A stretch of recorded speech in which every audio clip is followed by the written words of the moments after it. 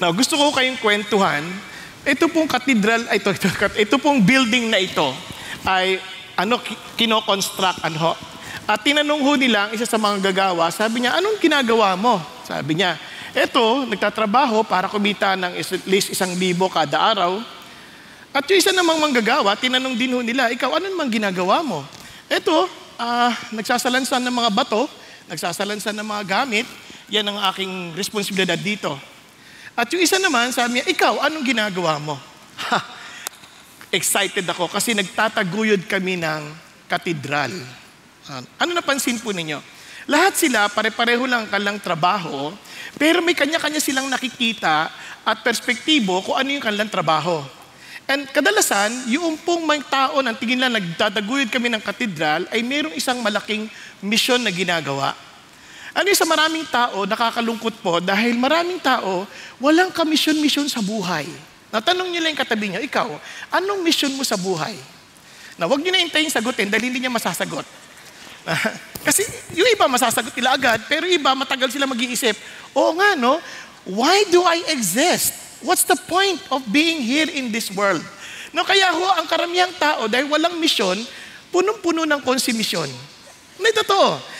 Kaya ho, yung iba nag-aasawa, dahil wala rin silang maliwanag na misyon, na, bagsak din ho sila sa bandang huli. Alam nyo, napaka-importante yun. Lahat ng ating ginagawa ay dapat naka-angkla ho yan sa ating misyon. Naalala ko, may awitin po noon na madalas pong kinakanta ng kaibigan ko, yung pong pamagat niya po ay Tupang Ligaw. Sabi niya, malapit na namang lumubog ang araw, dilim ng gabi darating na naman. Sa paghimlay mo, isip mo'y naglalakbay, nakatanaw sa kawalan. Lumipas na naman ang isang araw sa buhay, takbo ng buhay mo'y di mo namamalayan. Sa bawat sandaling darating at papanaw, buhay mo'y tila parang kulang. Ang lungkot, parang lumilipas na lang yung araw. Sabi niya, kayamanan at lahat ng kalayawan, wala pa itong kabuluhan. Kaya sabi niya, at the end of the day, ano ba talaga ang dahilan ko sa buhay? Nagkakaintindihan. Tanong niyo ulit yung katabi mo, ikaw, gusto mo bang maintindihan ano talaga ang mission mo sa buhay? Parang, why did God create you that way? Diba? Kasi ang lungkot to, maraming tao mag-aaral, para yumaman, para saan? Diba? Iba magkatatrabaho, para saan? So you need to have a clear mission. And for us, if we believe and we are truly Christians, His mission is our mission. Kaya walang dahilan ng Christian na wala siyang mission sa buhay. Kaya nagugulat ako naming mga kabataan ngayon na di-depress, walang mission eh. Kaya nakukonsumi talaga sila. Kasi pag wala kang mission, for sure, you have no direction in life, you will always question yourself, ba't ba ako nabubuhay?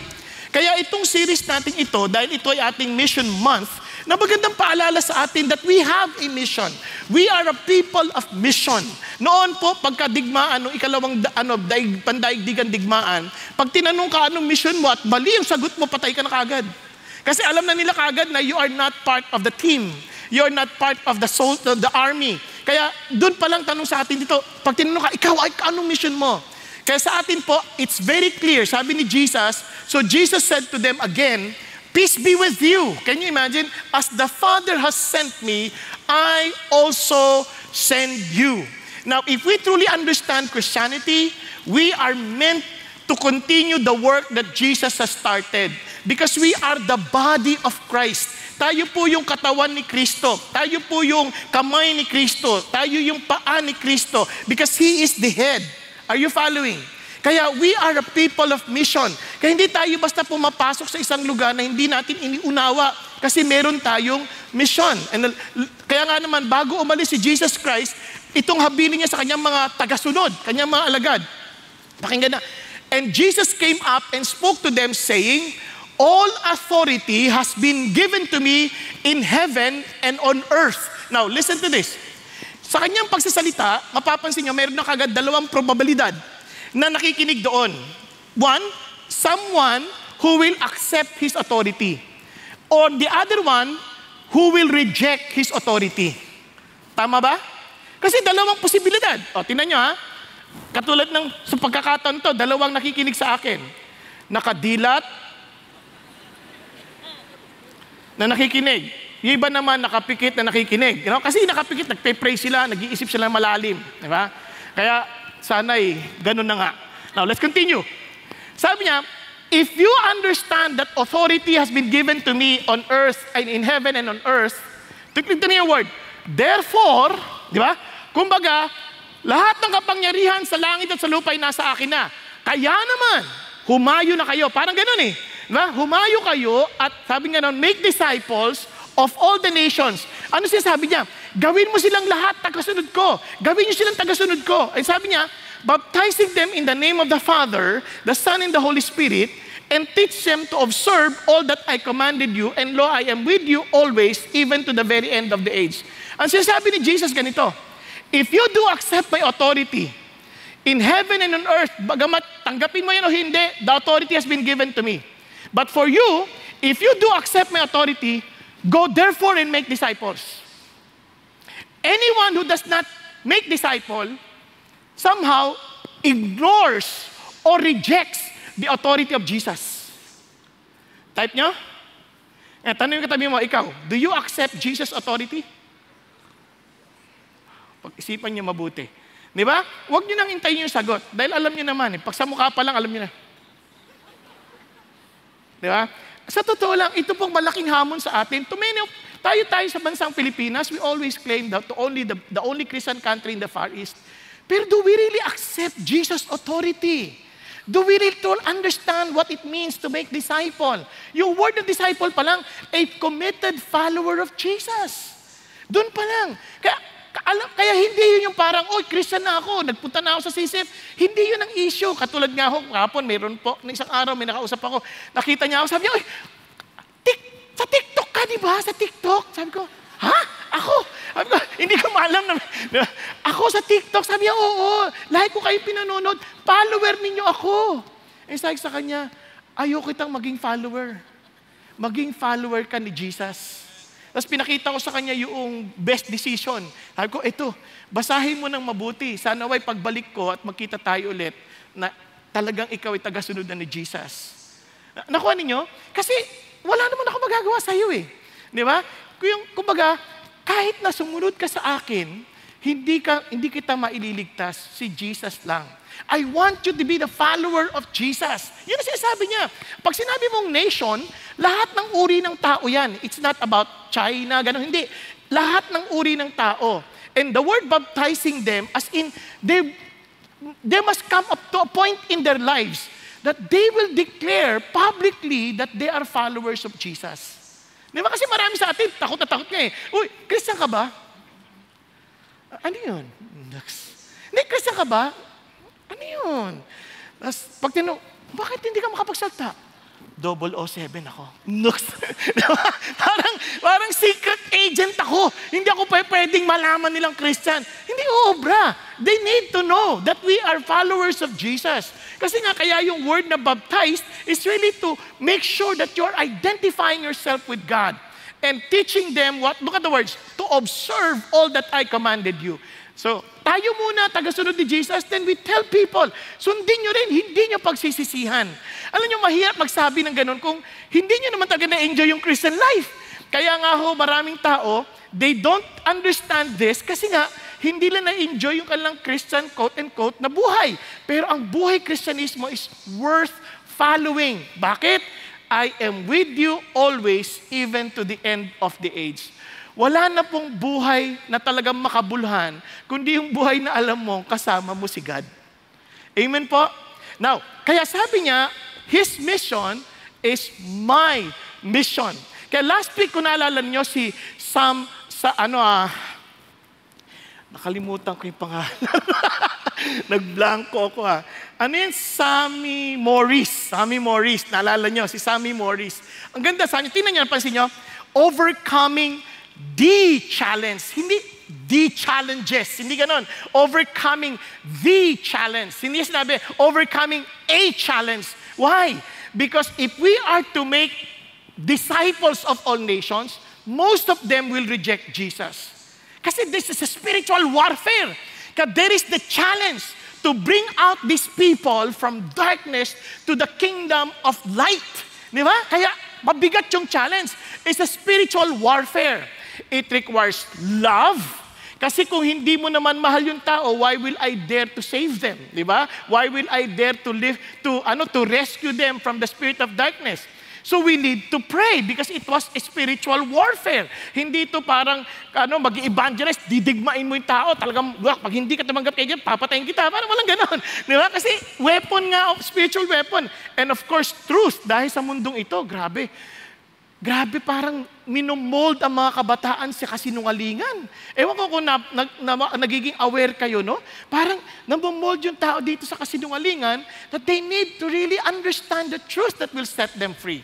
Now, kaya naman, ito ho, sa mission month natin, just in case, may panahon po kayo, sa totoo lang, hinihikayat ko kayo, pumunta kayo sa 5th floor. Ha? Sa 5th floor. Meron po tayo doong, parang you can have this, what we call, immersive prayer exhibit. Diyan sa 5th floor, tanong nyo sa usher kung saan yon, ihatid po nila kayo. Now, you can also use that floor to pray. No? May maganda po ang ating mga facility doon para makapag-pray. And ganun din po, hindi lang po yan, kundi you can also pray for our, yung ating pong international church plant o yung Beyond Ministry, yung sa mission, meron din, may partnership tayo, tinatawag lang prayer card, no? Prayer card. At ito po para ba specifically alam natin kung ano ipagpe-pray para sa kanila. No? Maganda hong makasama ho natin yon. Hindi man tayo makapunta sa mga pinupuntahan nila, at least makasama natin sila sa panalangin. Okay po? So, yun po yung ating So, ano ating pag-uusapan ngayon? Ang ating pong talakay ngayon ay His mission, my mission, make a difference. Now, para sa atin po, if we accept Jesus' authority as our Lord, anong hamon po na sa atin? Maging si Peter, itong sabi niya.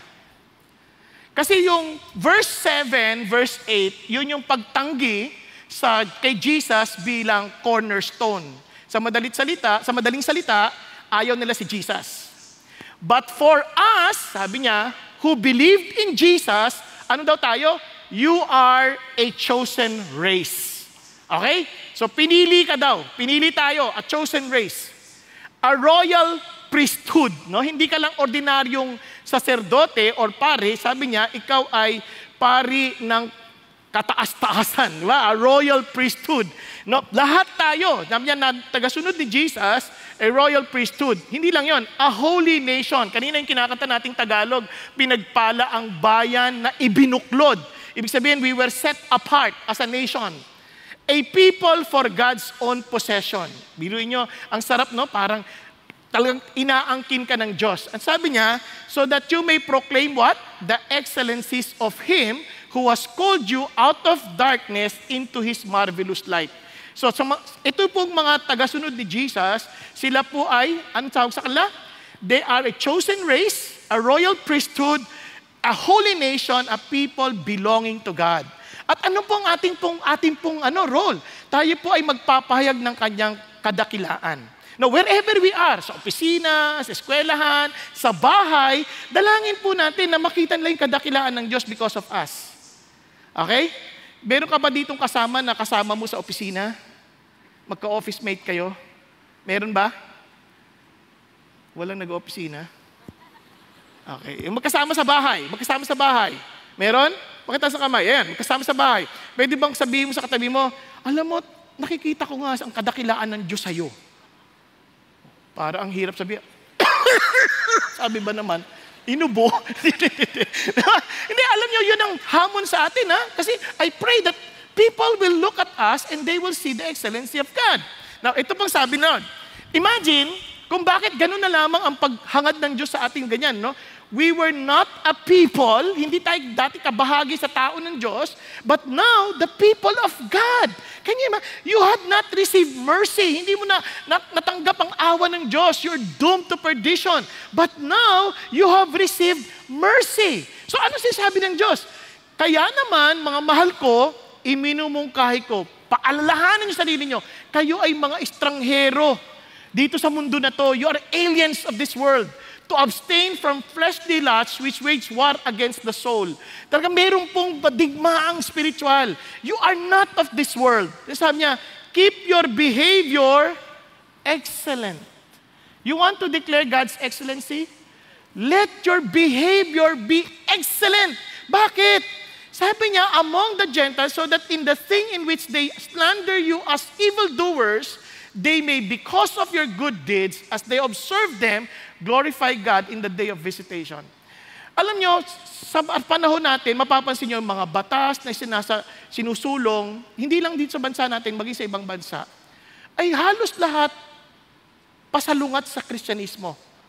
Halimbawa, sa ibang bansa, meron pong pinagbabawal po ang mag-share ng gospel. Pinagbabawal po, bawal po. Ibig sabihin, sasabihin na siya, mga ano kayo, hindi kayo, lapastangan kayo sa batas. But because kung ang Christian ay indispensable, ibig sabihin, napakabait natin, matulungin tayo sa tao. Kahit sabihin ng kapitbahay, ayaw masama yan. Hindi, mabait yan. Napakamatulungin yung Christian na yan. Sa totoo lang din sa opisina, ayaw man namin yung kanyang praise and worship na kanta. Ang sipag niyan. Di ba? Ganun sana, no? Dito sa eskwelahan, yung batang yan, naiinis yung mga classmates yan, hindi sumasama sa cheating arrangement yan. Pero ang bait niyan. Hindi yan hindi pala kutya sa iba. O, di ba? Ang sarap ng ganun, ano? Kunyari, yung asawa mo, hindi naniniwala sa Diyos. Bigla sabi niya, alam mo, itong asawa ko, nangangalunyan na nga ako eh. Kaso ang bait nito, nakakainis. Wala akong dahilan para lalo pa siyang dayain. Kaya naiinis na ako.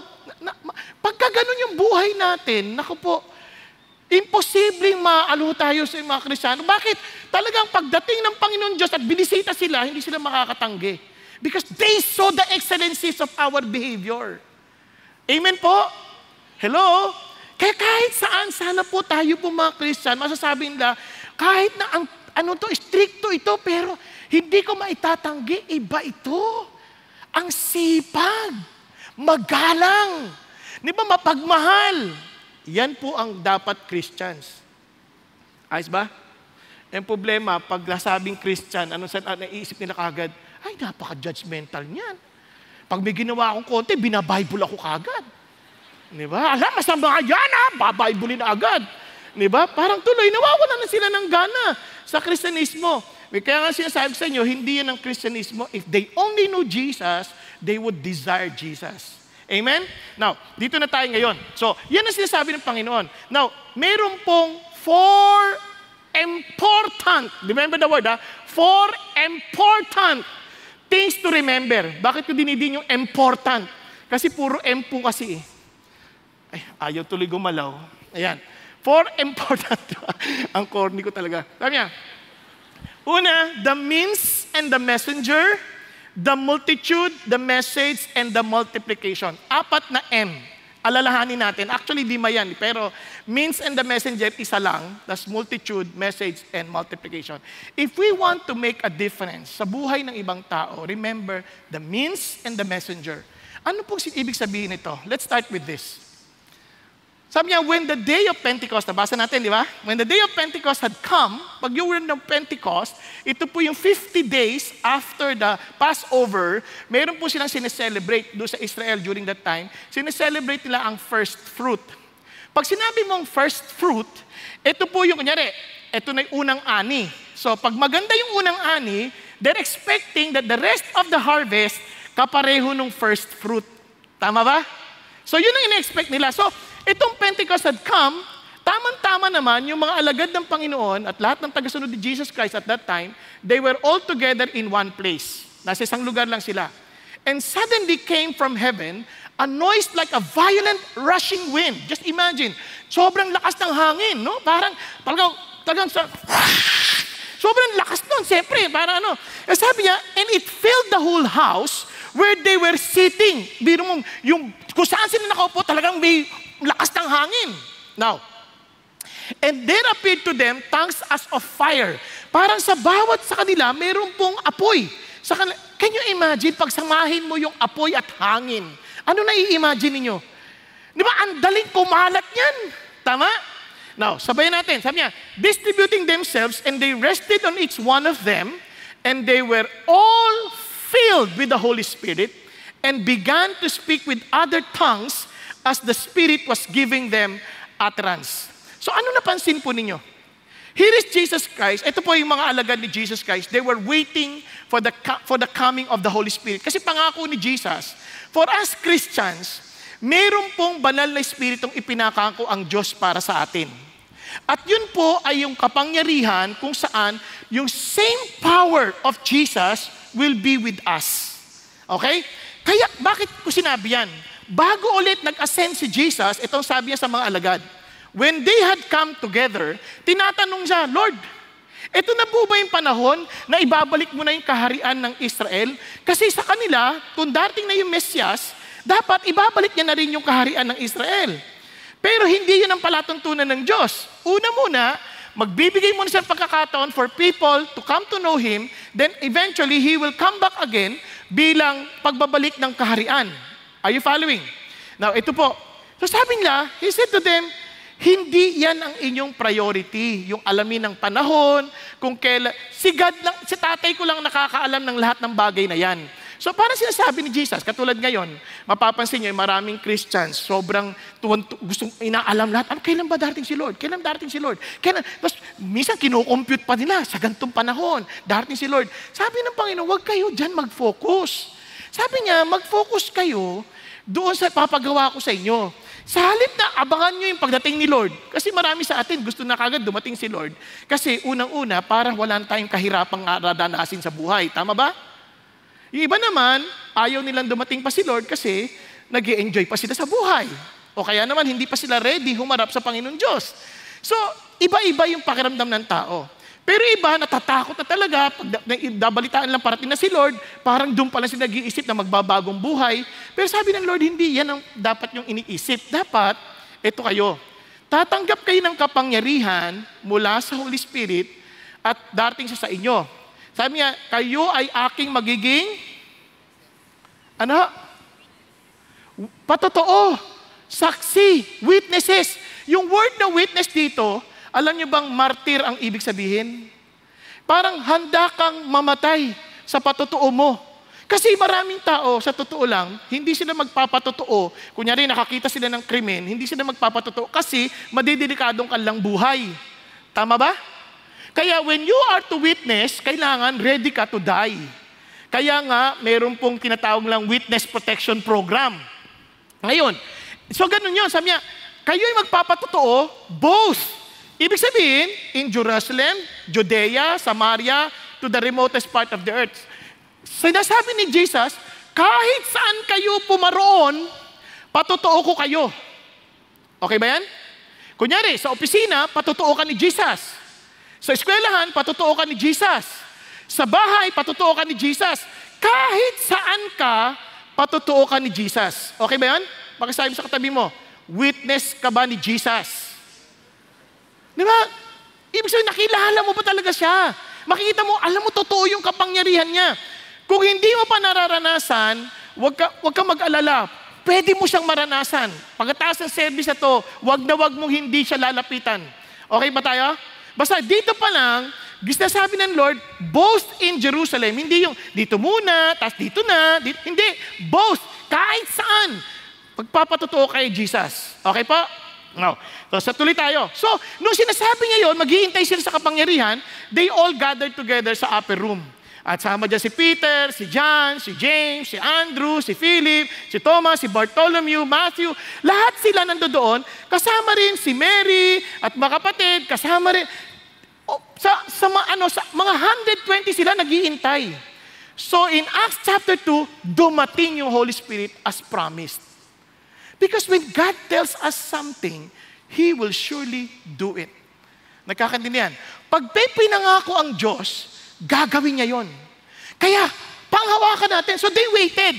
They prayed, they waited, and the Holy Spirit came. Like a violent rushing wind. Amazing, no? Para saan? Sa totoo lang, without the Holy Spirit, yung means. Kasi sabi ng Lord, kayo, yung messenger ko. He has no other plan. Ikaw, gagamitin ng Lord. Ikaw, gagamitin ng Lord. Ikaw, gagamitin ng Lord. Pero hindi mo kaya.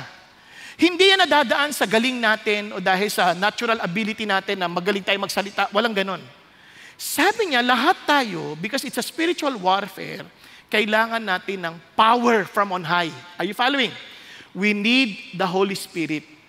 Tingnan nyo, ilan sa inyo nagsishare ng yung gospel sa mga taong nakakausap natin?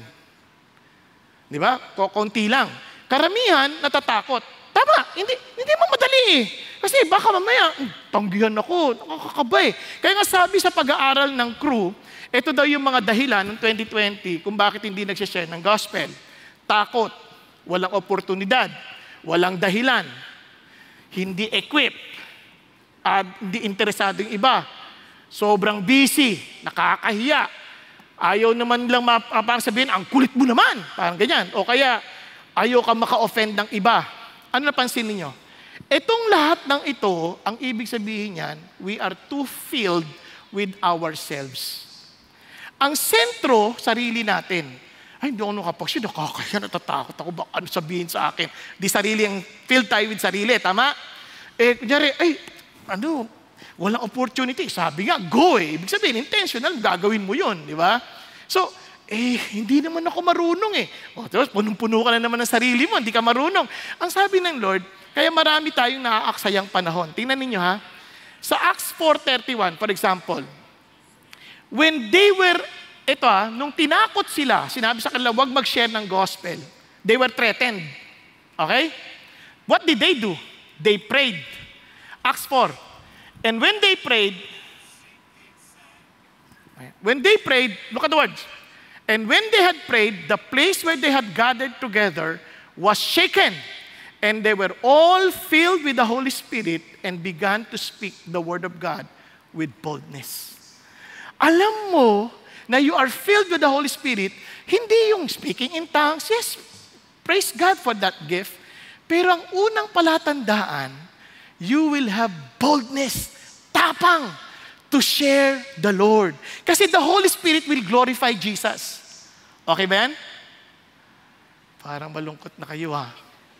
Naku, alam niyo, hindi na-experience ng mga Christians. Sabi, hindi, ano ka ba? The Lord will give you that courage. Maniwala kasi hindi. Sabi nga, naalala ko yung buhay pang nanay. Nung first time niya ako makita nagsasalita, sabi niya, nakita galing siya sa Canada eh. Pag uwi niya, nakita niya sasalta ako. Sabi niya, nakanganga siyang ganyan. Sabi niya, Pong, ikaw ba yan? Bakit po? Nung bata ka, hanggang medyo lumaki, hindi ka nagsasalita. Tahimik ka lang. Pati pag kumakain ka, nakasaradong bibig mo. Sabi niya, ngayon, hindi na nagsasara. Ano nangyari? Di ba? Kasi sabi ko nga, nagulat din ako sa sinasabi niya, kasi ang sa isip ko, kasi po, biyaya ho talaga ng banal na espiritu. Bigla akong tapang-tapang magsalita eh. Nung minsan naman, niyaya namin yung uncle naming mananghalian. Kasi galing siya sa ibang bansa. Kasama ko yung pamilya ko. Sabi ng uncle ko, harap-harapan sa ng anak ko. Alam niyo yung tatay niyo? Bobo yan eh. Grabe, parang hindi ko malunok yung kinakain eh. Sabi ko, ako pa naman magbabayad nito. Sabi ko gano'n. Sabi niya, bobo yan eh. Pero ngayon, hindi ko maintindihan saan niya nakukuha yung katalinuhan niyang sinasabi. Naintindihan ninyo? Kasi nga, banal na espiritu eh. Ang magbibigay sa'yo ng boldness, maging ng kaunawaan. Sabi nga ng Bible, if you lack wisdom, He will give it to you generously without finding fault. Alam niyo sa Tagalog nun, bibigyan ka ng talino nang hindi ka niya susumbatan. Di ba? Ang sarap. Ganun ang ating Panginoon Diyos. Now, tingnan niyo po. Kaya sabi ng Bible, ang dami nating nasasayang na panahon. Bakit? Sabi niya, therefore be careful how you walk. Not as unwise. Huwag kayong maging bobo sa buhay. Sabi niya, sorry for the term ha, kasi yun ang talagang Tagalog yan eh. But as wise, maging matalino kayo. Paano? Making the most of your time. Because the days are evil. Nagtataka tayo, lumalala ang sitwasyon natin. Parang padilim ng padilim ang ating kalalagayan. But we wasted so much time. We never shared the gospel to them. We never told the people about Jesus. Does we expect the country to change? No way. We are wasting so much time. Kasi sabi ng Lord, don't be foolish. Understand what the will of the Lord is. Ano ba yung mission mo? Ano yung kalooban ng Diyos?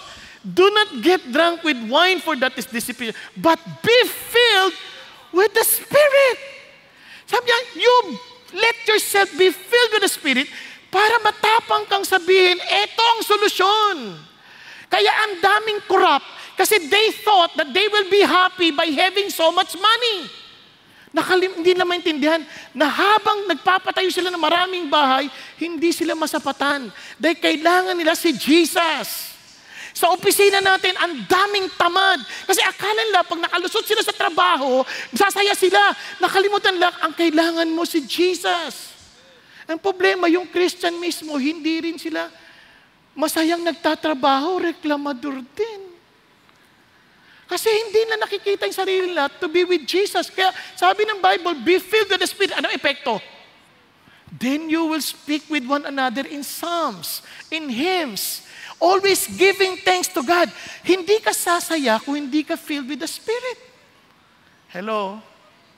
At kaya tinan niyo, utos yan ha, be filled with the Spirit. So I pray for every Christian. God has no other plan. You are the messenger. The Holy Spirit is the means, the very power for us to fulfill the calling of our being messengers. Naunawaan po? Kaya sa bahay, pag hindi masaya, sabihin mo, ba't ang lungkot-lungkot mo? Para ka maitang ulo. Hindi ka filled with the Holy Spirit, ano? Di ba? Pagugulat yan, pag nagalit yan. Ano? Oh, filled nga ng demonyo to. Kasi dapat kung filled with the Holy Spirit yan, kalmado yan, kay Lord yan titingin, naunawaan natin, kaya yun ang sinasabi ng Panginoon. Now look at this. Now tingnan nyo, sabi nyo, hindi naman ako marunong eh. Hindi ako marunong. Ano ka ba? Now as they observed the confidence of Peter and John, sabi niya, and understood that they were, look at the words, uneducated and untrained men. Sa standard ng mga nagtuturo, hindi sila edukado, hindi sila trained. But they were amazed and began to recognize as having been with Jesus. Ang punto, if you are with Jesus, you will have power to speak about Him. Amen? Kaya yun ang sikreto. Kaya walang excuse na sabihin, ay, hindi ako marunong eh. Now, ito po, isang bagay pa. Kung sakali naman, hindi ka marunong, praise God. Nasa church ka. Bakit ka mo? Bakit kalabit mo katabi mo? Praise God, nasa church ka. Ba't natutulog ka? Ay, sorry. Ulitin ko, nasa church ka. Anong ibig sabihin nun? Ito sabi ng Bible, gave some as apostles, some as prophets, some as evangelists, and some as pastors and teachers for the equipping of the saints for the work of service. Don't ever say, hindi kami marunong eh. If you're part of the church, tatandaan natin, kapag gusto, maraming paraan. Kapag ayaw, maraming dahilan.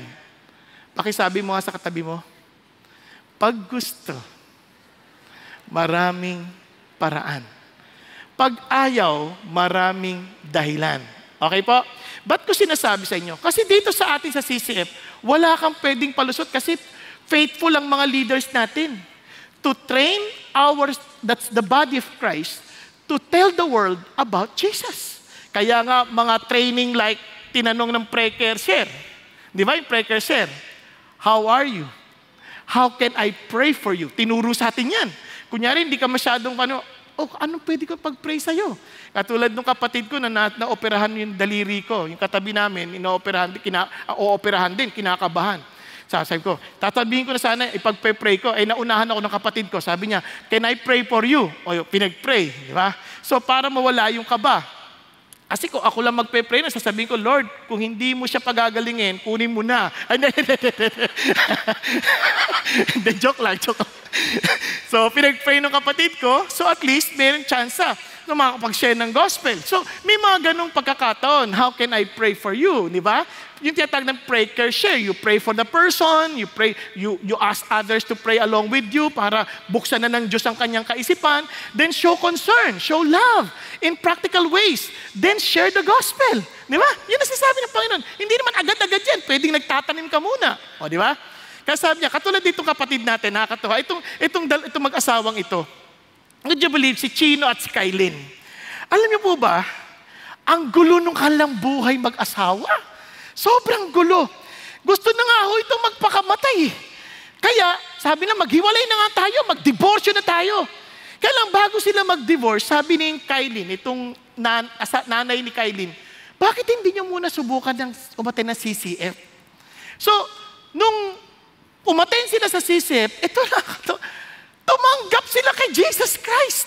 Kaya hindi na sila nag-divorce. At dahil doon, naging part sila ng small group. At nung naging part sila ng small group, nagsimula na rin sila ng magkaroon ng sariling small group. At eto na, pray sila ng pray. Lord, sana magkaanak na rin kami. Nabuntis yung Kylie. Nabuntis. Kanya lang, nakunan. Di namatay. Will you still serve God? Sabi ng mag-asawa, of course, we will still serve the Lord. So they continued on, handling their D groups, continued talagang ministering to God. Sabi niya, the Lord, our hearts are willing to please you, to use us. Kaya please use us. Nabuntis ulit.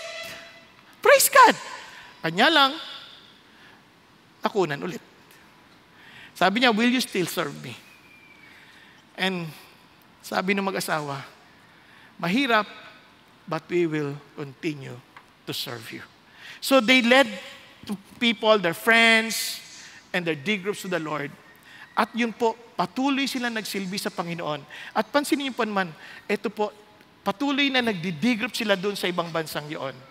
Amen, no? Ito po yung amazing part na walang dahilan eh. You just need to keep on allowing the Holy Spirit to fill you and fulfill the mission that God entrusted to us. Amen po? Now, listen to this. Hindi mo kailangan mag-isa.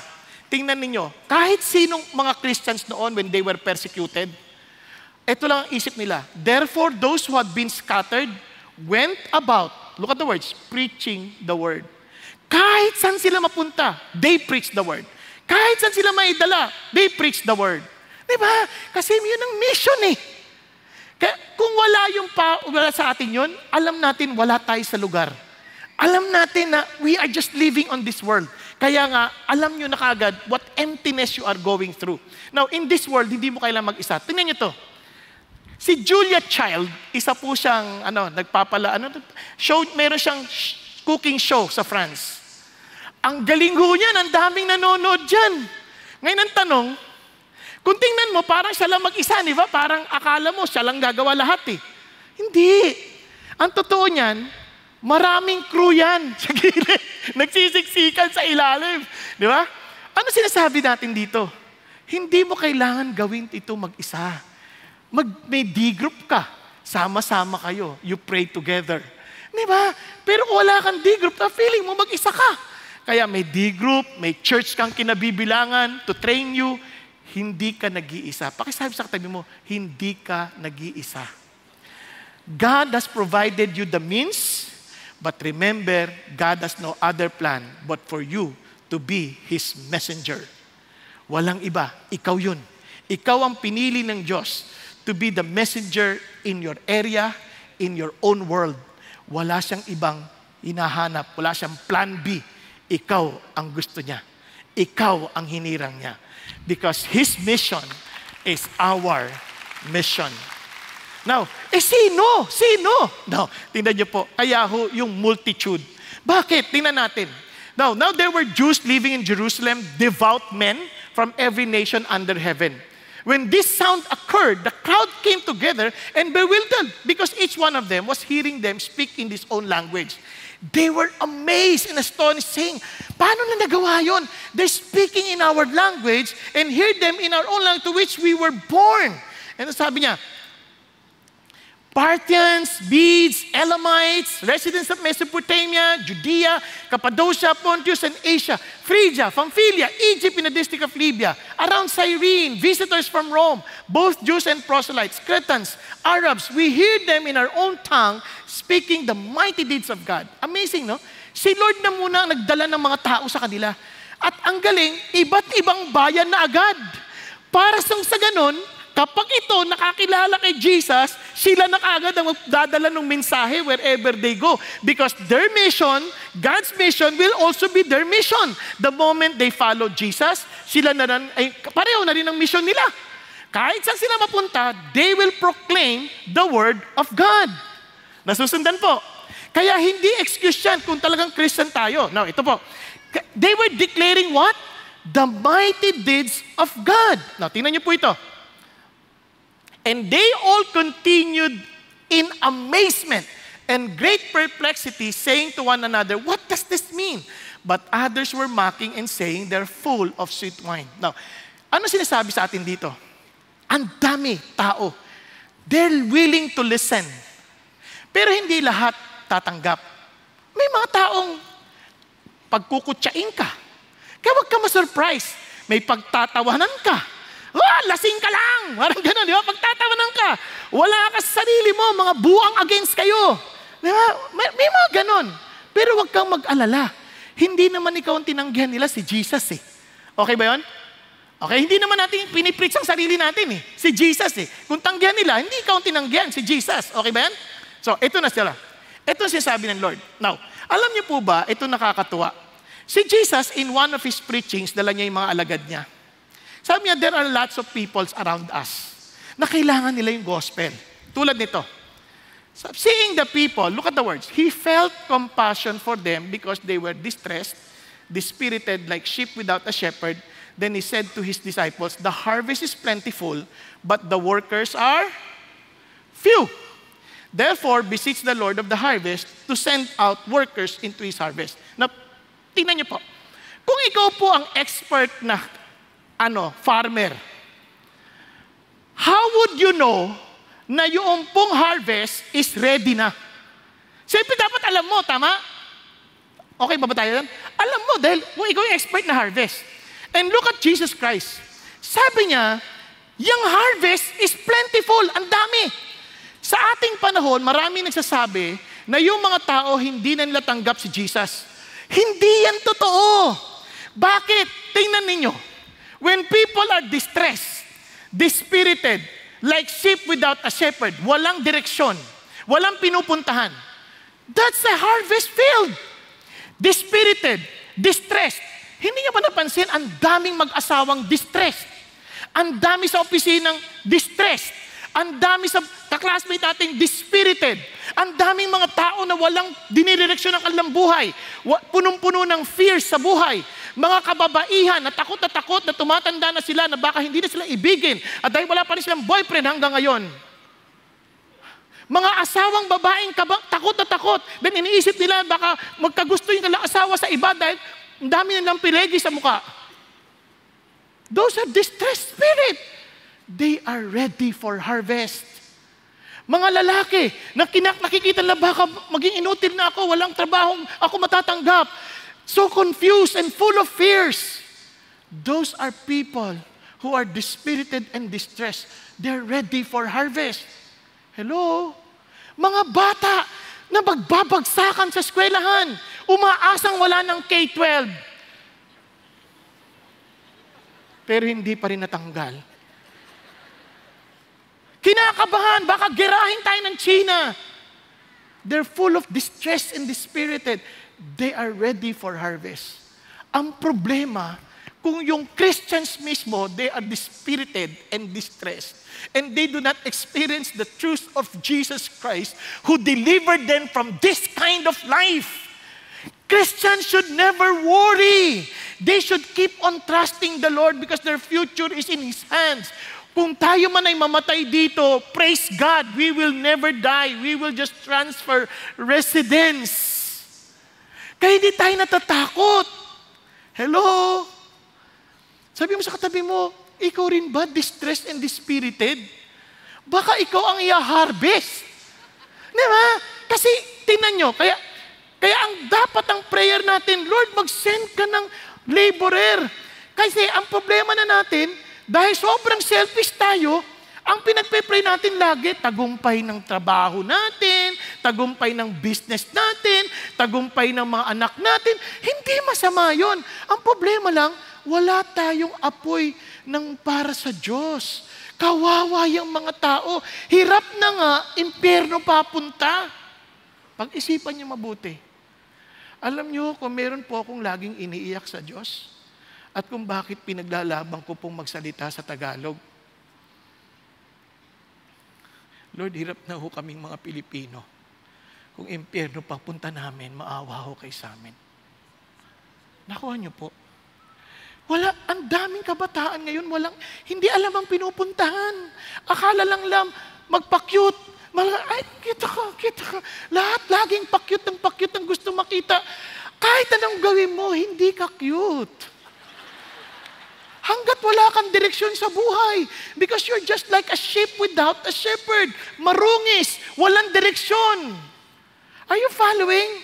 Ganon din sa mga mag-asawa, magkabahay lang kami. Hindi kailangan ng bahay, kailangan mo ng tahanan.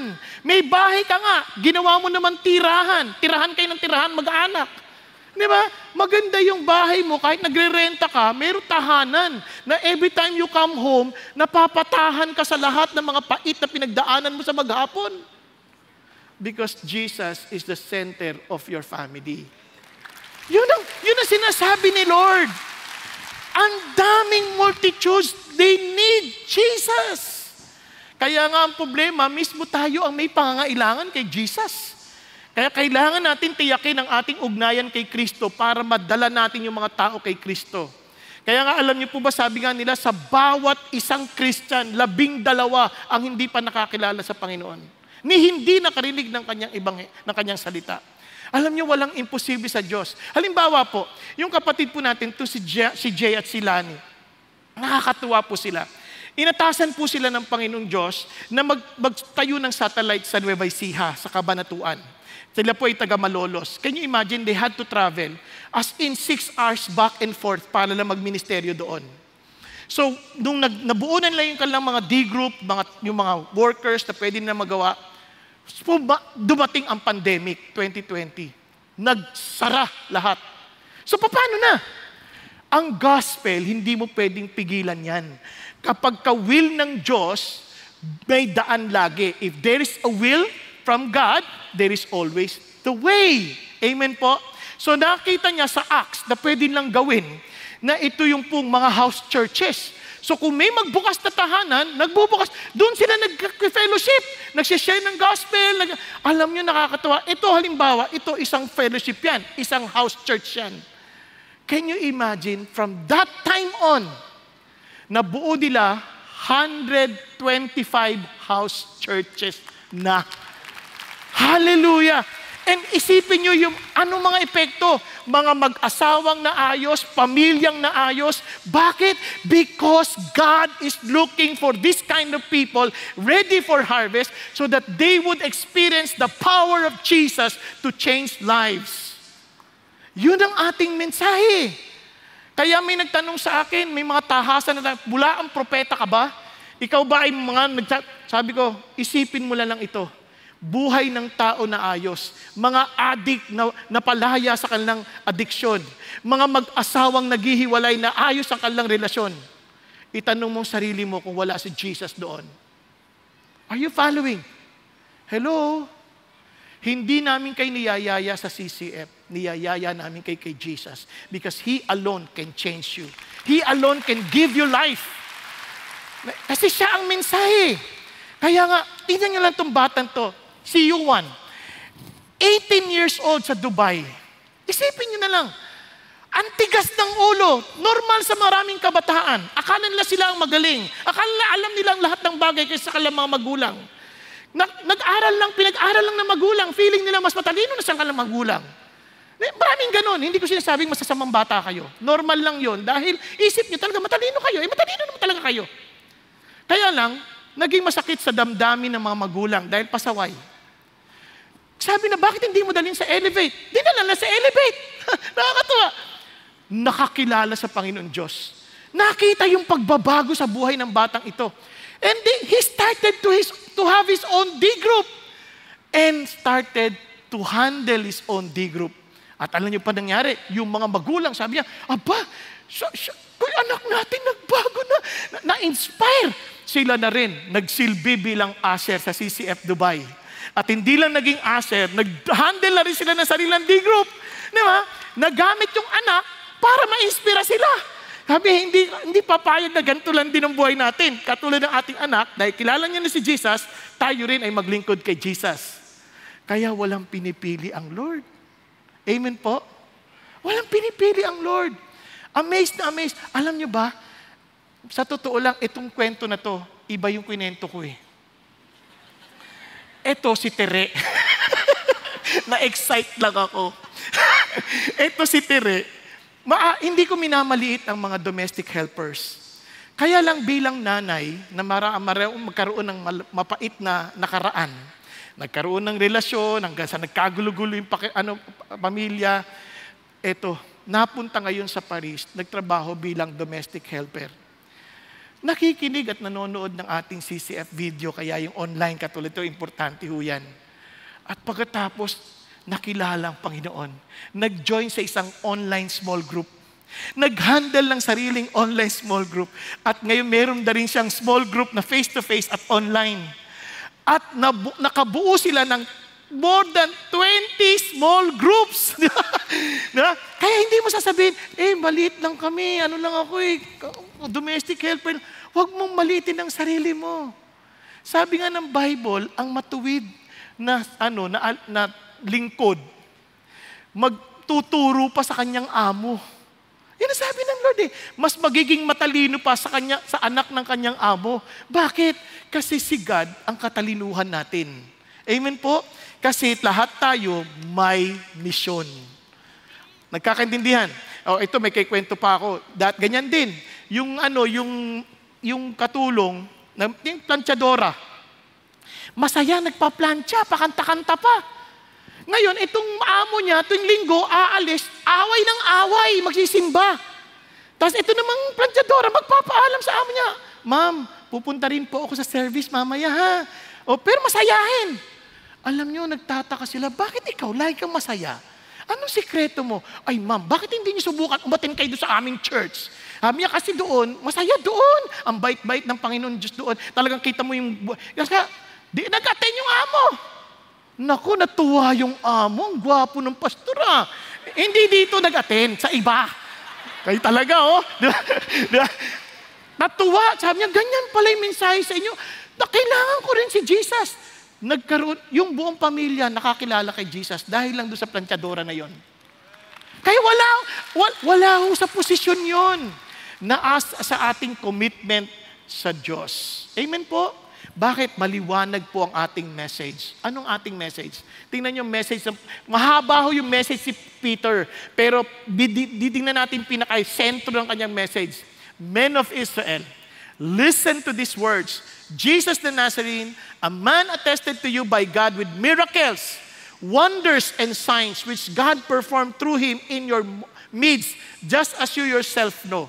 Para sinasabi niya, naalala niyo si Jesus of the Nazarene na tinanggihan ninyo, na eto siya ngayon. Sabi niya ganon. This man, delivered over by the predetermined plan and foreknowledge of God. Akala lang natin na tayo may kagagawan, but it was God who planned it beforehand.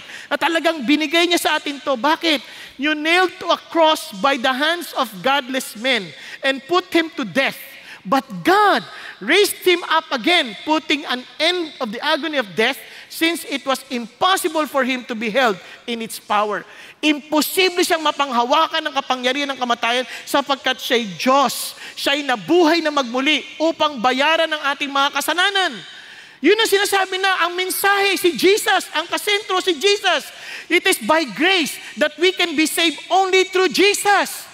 Pero paano natin tatanggapin? Look at the words. Kung tatalon tayo sa 36:34, let all the house of Israel know for certain that God made him both Lord and Christ, this Jesus whom you crucified.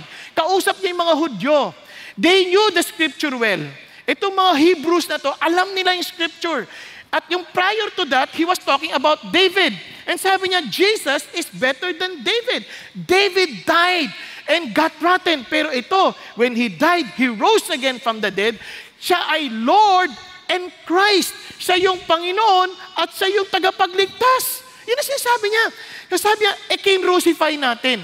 Kaya naman, sabi niya, when they heard this, they were pierced to the heart. Anong epekto ng gospel? Na-realize nila, hindi na lang kami nagkasala against the law. Nagkasala kami against the Lord. Yung mali naming pananaw kay Jesus. Kaya naman, biglang sabi niya, repent.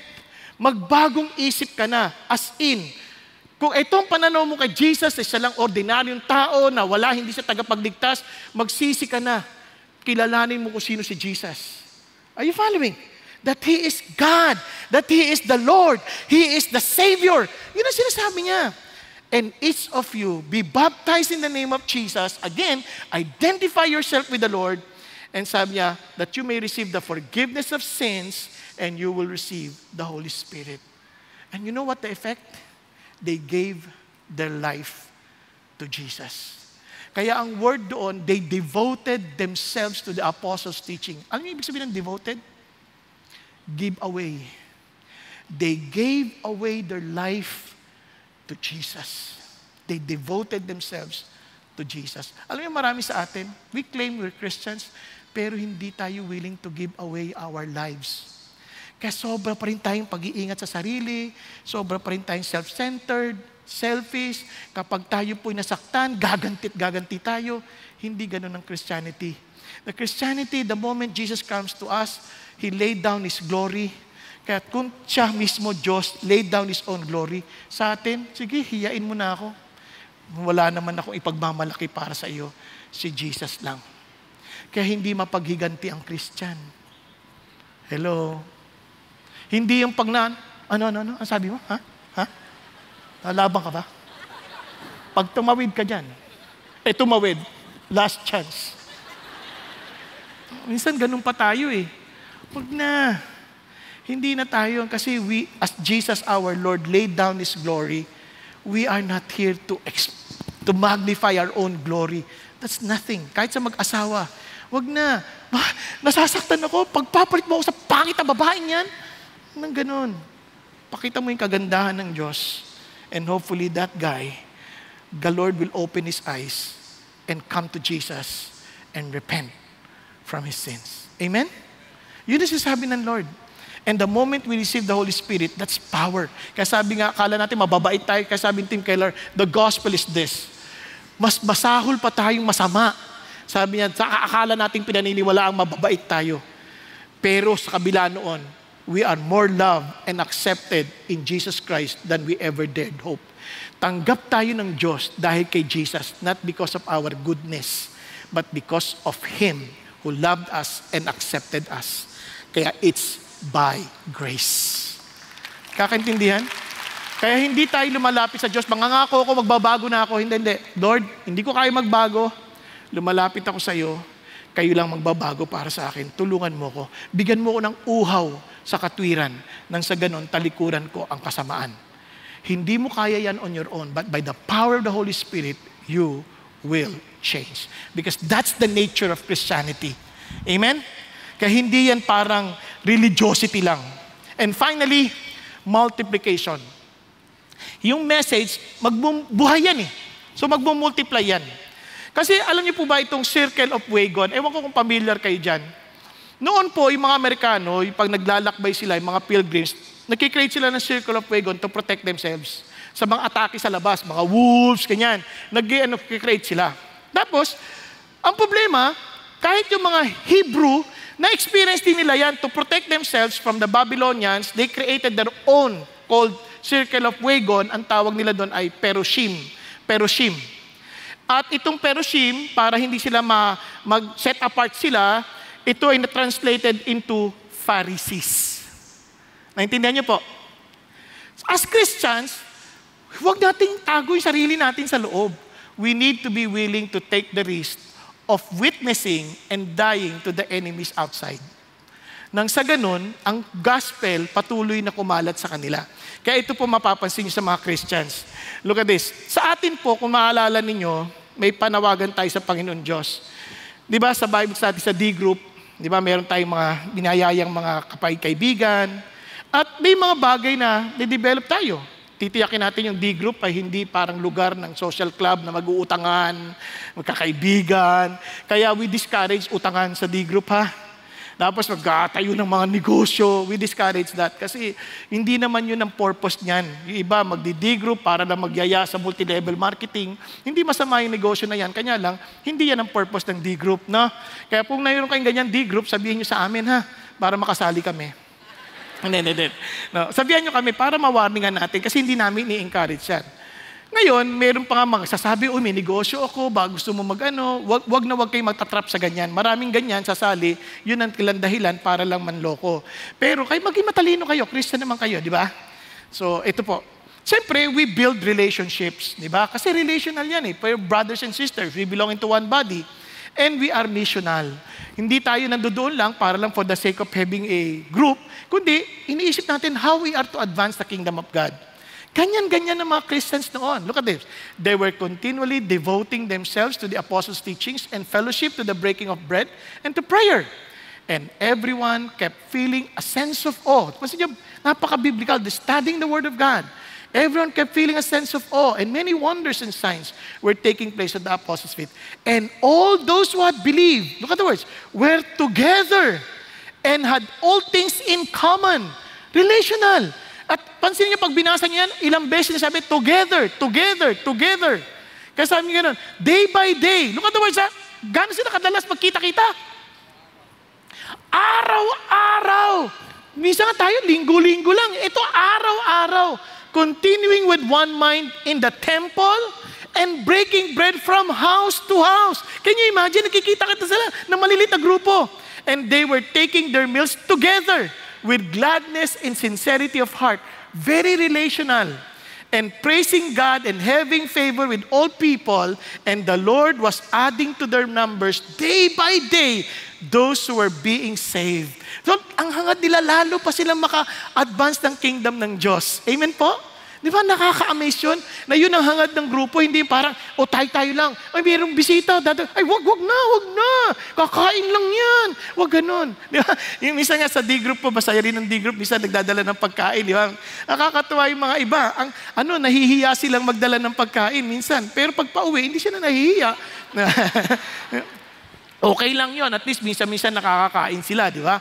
Pero what I'm trying to say is this. Yung relational na yun, may sincerity of heart. Wala yung, grabe yung kain ng kain, no? Hindi na nagtitira. Walang ganun. They don't have judgment like that. They just enjoy people seeing.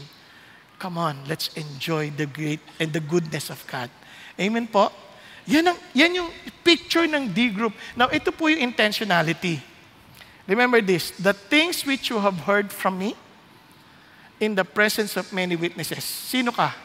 Kunyari, ito si Paul. Lahat ng narinig mo sa akin, natutunan mo sa akin, Timothy, ipasa mo yan sa faithful men.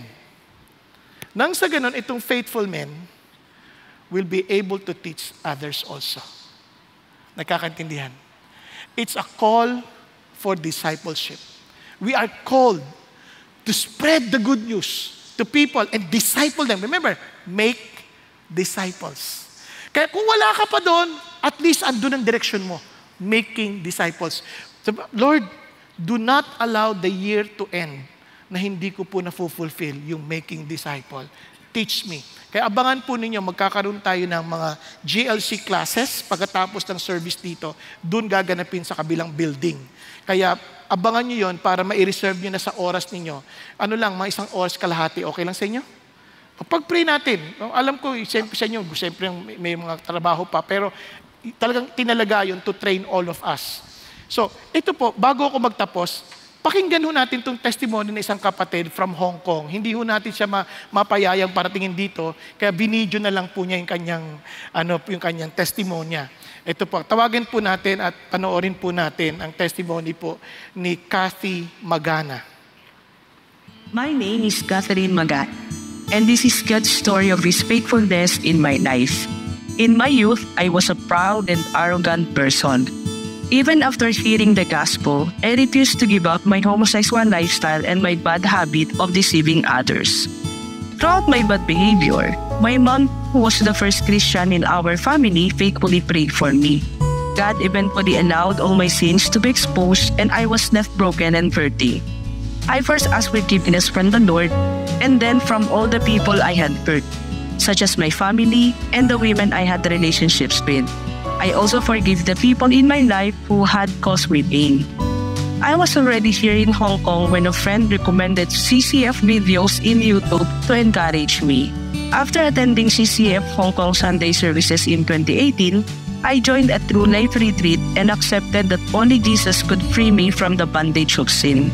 I then joined an online discipleship group where faithful women walk with me in prayer and accountability.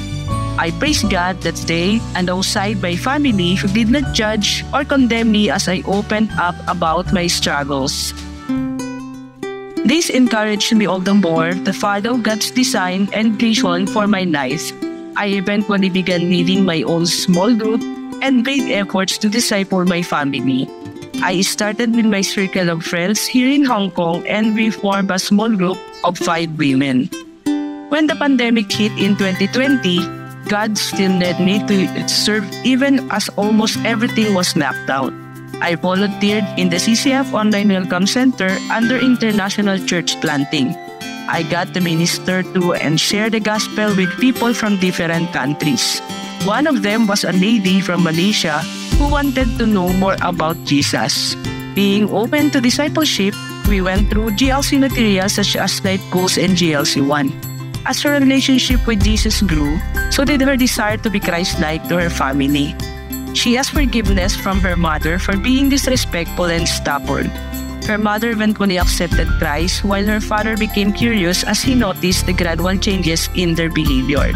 My Malaysian disciple developed a passion for sharing Christ to others, from extended family members to office mates. She is currently discipling 2 of her teammates.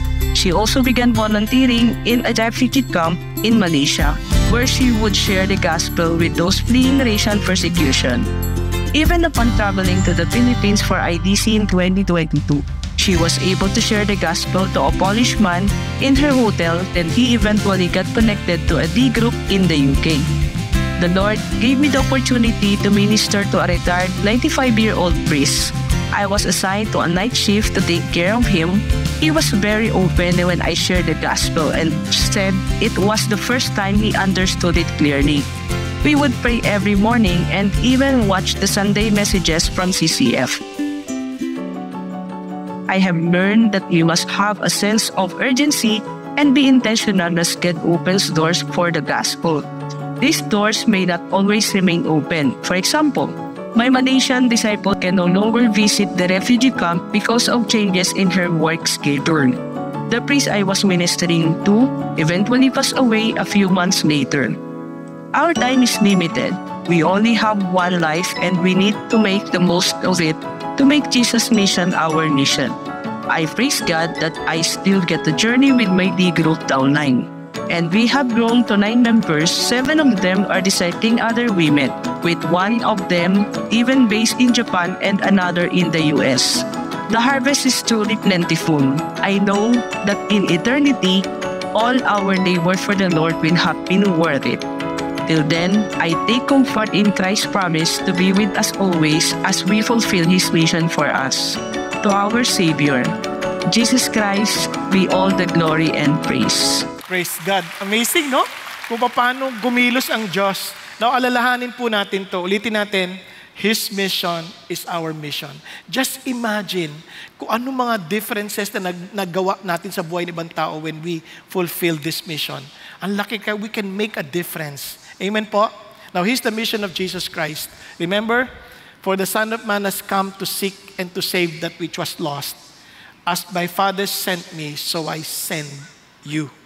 Ikaw yung pinili ng Diyos. You are the messenger and the Holy Spirit is the means for you to speak that out. At ang dami niyan, the multitudes are waiting. Kaya po yung message sa atin is very clear. Jesus came to save us. Amen po? And of course, sabi nga ng Bible, magmumultiply tayo as, ito maging memory verse natin kanina, the things which you have heard from me in the presence of many witnesses, and trust this to faithful men who will be able to teach others also. Amen po? Mga kapatid, tama yung sabi ni Cathy, time is so short. Ang bilis lang ho ng panahon. Dati, akala, nung nagsimula po akong mag-minister, I was only 23 years old. Hindi ko na malayan. 24 na ako. Biro lang po. You know naman for a fact na matanda na ako. Pero ang bilis lang ng panahon, hindi mo mamamalayan. And I pray that to the very last breath that God will give me, I will be faithful to fulfill the mission. Tayo pong lahat ay yumuko at pumikit sandali. Mga kapatid, sabi ng Panginoon Diyos, the harvest is plentiful dahil distressed sila, dispirited. They're like sheep without a shepherd. Alam mo ang buhay mo. Baka isa ka sa kanila. Baka ang buhay mo, you're full of stress, you are dispirited na parang gusto mo nang sumuko, o baka naman ikaw ay nasa kalalagayan na kung saan wala kang direksyon, wala kang pinupuntahan. You have full of fear of tomorrow na hindi mo alam anong mangyayari sa iyo because you're like a sheep without a shepherd. Jesus Christ is saying, I am the good shepherd. I came that they might have life and might have it abundantly. Kapatid, baka ikaw ang kinakausap ng Diyos. Baka naman hangad mong gusto na namin sabihin, o ikaw punta ka na, i-share mo yung gospel. Pero bago mo ma-share isang bagay, kailangan ikaw muna, tanggap mo tong gospel na to, tong good news na ito. Bago mo masabing si Jesus ang pag-asa ng tao at ng mundo, ikaw muna, makikita mo talagang si Jesus ang pag-asa ng buhay mo. Kapatid, kung hindi pa totoo sa iyo, be humble enough to admit it before Jesus. Sabi mo, Panginoong Jesucristo, I'm so distressed. I'm so dispirited. I'm indeed like a sheep without a shepherd. I need you. Lord Jesus, I need you. Lord, I acknowledge that you alone are the good shepherd. Ikaw lang ang mabuting pastol na magbibigay sa akin ng buhay na may kasaganaan nito. Kapatid, kung ikaw yan, be humble enough to raise your hand and I'll pray for you. Yes, huwag kang mahiya. Yes, yes. Thank you, Jesus. Yes, yes. Sino pa sa taas? Second, sa balcony, sa third balcony. Be humble enough. Sabi mo, Lord Jesus, ako po yun. Ako po yung dispirited. Ako po yung distressed. Ako po yung Panginoon Diyos, yung parang tupang walang pastol. At sa mga nagtaas ng kamay, Panginoong Isus, salamat po. Nakita nilang kalampangailangan sa inyo. At sa mga nagtaas ng kamay, sabi mo, Panginoon Jesucristo, nagpapasakop ako sa iyo. Kinikilala kita bilang aking Panginoon at tagapagligtas. Bilang aking mabuting pastol. Tulungan mo ako mabuhay ayon sa kalooban mo. Bigyan mo ko ng uhaw sa iyong salita. At Panginoon, tinatanggap ko ang pangako mong banal na Espiritu na siyang kumilos sa aking pagkatao nang sa gayon magawa ko ang misyong ipinagkakatiwala mo sa akin, ipagsabi rin sa iba ang tungkol sa inyo. At tunay mahikayat din silang lumago sa kanilang ugnayan sa inyo. Maraming salamat po aming Panginoon Diyos. Salamat po sa katapatan at pagmamahal ninyo. Salamat po sa pagbibigay sa amin ng pagkakataon upang mabuhay na mayroon pong maliwanag na dahilan. Thank you, Jesus. Thank you, Lord. At Panginoon, sa lahat ng naririto at sa bawat pamilyang aming nire-represent, I pray, Father God Almighty, that we are here to recognize your authority, O God. At dahil sa pagkilala namin sa otoridad ninyo, Lord, I pray that you may find us faithful making disciples, O Lord. Na talagang intentionally we will go, we will baptize, and we will teach them to observe everything that you have commanded us. Panginoon, I pray na hindi kami titigil, aming Panginoon Diyos, until the whole world know that you are the Lord and the Christ. Thank you, Lord. Thank you, Jesus. Hallelujah. Thank you, Father God.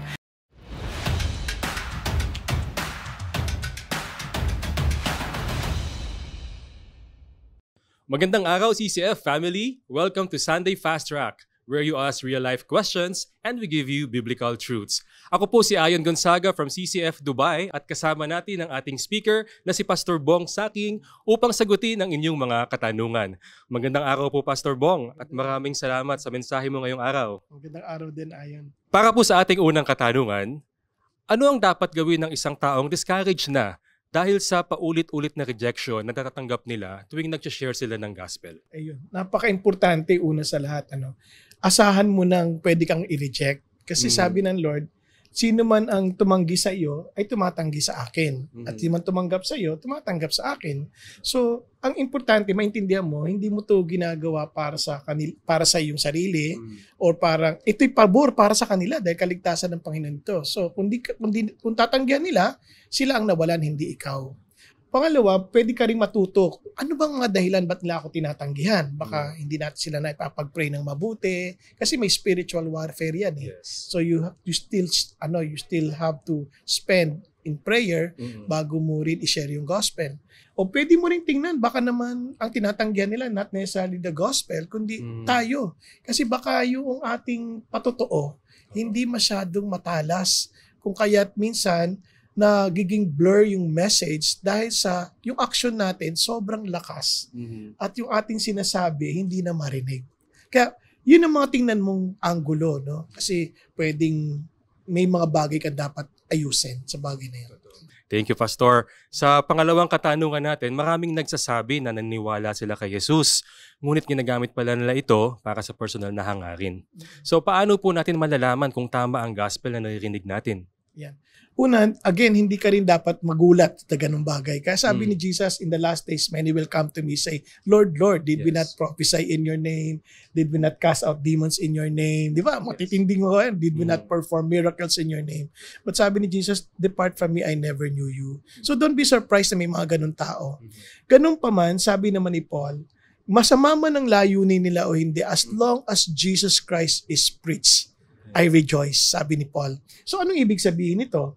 So paano malalaman yung gospel? As long as si Jesus Christ yung ine-exalt, hindi yung sarili, hindi yung yung agenda niya, kundi si Jesus, alam mo yung gospel tama na si Jesus yung namatay sa krus ng Kalbaryo, siya ay nabuhay na magmuli at siya ay Diyos. At yun, pag maliwanag yun alam mo na yung gospel tama. Kasi ang gospel si Jesus naman eh. Hindi naman kung ano-anong bagay. So yun. Kaya wag ka na magulat kung may mga gumagamit sa Panginoon sa Kristo. Pero ang mensahe hanggat si Jesus ang naitatanghal, purihin ang Panginoon. Hanggat na natiling si Jesus ang nasa sentro ng iyong mensahe, magpatuloy ka lang. Okay. Para po sa ating panghuling katanungan ngayong araw, paano ko naman malalaman kung ready na ang tao na marinig ang gospel? Ayan. Sa totoo lang, hindi natin alam kung ready na yung tao marinig ang gospel o hindi. But once the Holy Spirit prompts you to share the gospel, do it. Kasi minsan, hindi sila ready nung sinare mo yung gospel, pero yung panglima nilang encounter, doon pa lang sila naging handa. Pero yung una mong pagbabahagi, ginagamit na yun ng Diyos para mahukay na at mabungkal na yung lupain ng kanyang puso. Kaya nga sabi ng Lord that His word will not return to Him empty. Kaya share mo lang yung gospel. Hindi naman kailangan dun araw na yun, tatanggap niya si Jesus. Hindi, minsan tinanggap niya nga anong araw na yun, hindi pa rin totoo. Tapos ilang beses pang tatanggapin ulit. Kasi ang mahalaga, just keep on sharing the gospel in season or out of season. Praise God. Salamat po, Pastor Bong, para sa inyong mga kasagutan sa ating mga katanungan. At bago po tayo magtapos, iniimbitahan namin kayo sa CCF Center tuwing Linggo hanggang July 21 para sa ating Missions Month at sa pagpapatuloy ng ating series, Making Disciples of All Nations. Para sa iba pang impormasyon about missions, pwede niyong iscan ang QR code sa screen o pumunta sa ccfbeyond.org. At yan po ang CCF Sunday Fast Track. Happy Missions Month!